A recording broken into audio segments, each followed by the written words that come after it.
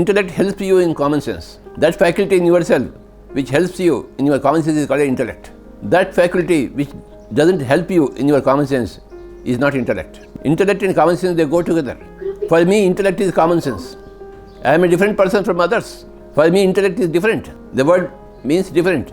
If you don't have common sense, supposing given a mic to speak, given 2 minutes, if you don't leave the mic for 5 minutes, then you don't have intellect, you don't have common sense. For me, common sense and intellect are synonymous. I always see common sense in every person. I don't care for his great knowledge or great wisdom or even great enlightenment. I want common sense. If you are supposed to speak only for 1 minute, you should speak only for 1 minute. Even if you are Shakespeare, William Shakespeare.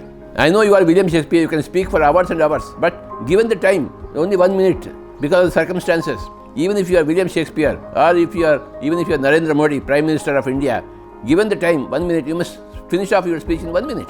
That is called as common sense. At another time, you may be given 3 hours to speak. Then you should be able to speak 3 hours. Then you are a great pandit. But here you are given only 1 minute.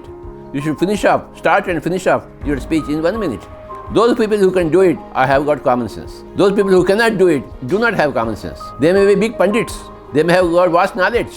They may be otherwise William Shakespeare's. So what? For me, they don't have common sense. I respect common sense the most in every person.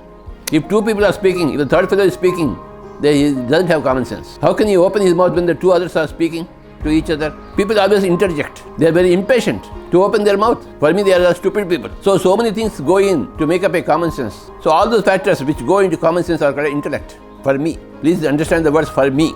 I am different from others. And Shalini is different from others. Everybody is different from others. So everybody has got their own meaning to the English words or any other word. For me, common sense is the highest thing. For you to live happily in the society. If you are alone in Himalayas, not mixing with anybody else, no common sense is required.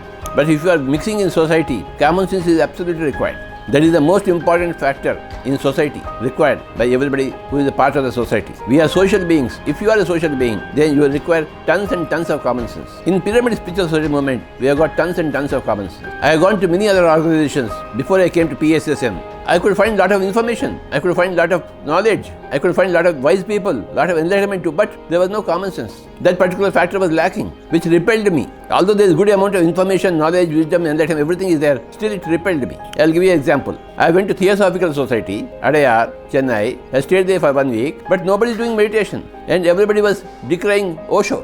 Oh, Osho is the sex guru. I found that very bad. They have not studied Osho at all. And they are criticizing Osho. How can you criticize Osho? He is such a great master. And if these Theosophical Society people, they can't understand Osho, what kind of enlightenment they have? Similarly, I went to Pune, Osho Ashram. When I was talking about third eye masters like Ledbetter, Blavatsky, they were saying, no third eye. In Osho, when I went to Pune, they were decrying third eye. For them, there is no third eye. They are big Osho people, enlightened people, wisdom, everything is there, but there is no common sense. So I was repelled equally from Theosophical Society as well as from Osho movement. I had to start my own movement. I learned everything from Lobsang Rampa. But again, in the final chapter of You Forever, I found that he is advocating non-vegetarian. Where is the common sense? Just because you are a being from Tibet, how can you advocate non-vegetarian food? So in translating You Forever book, I removed the last chapter, final chapter from that book and printed the rest of the book, which is very useful. Common sense helps you to separate from good and bad in everything very easily. So I have that tons and tons of common sense. So I couldn't join any other organization. I had to create my own organization where everybody has got common sense. So all people who have got tons and tons of common sense are attracted to this PSSM.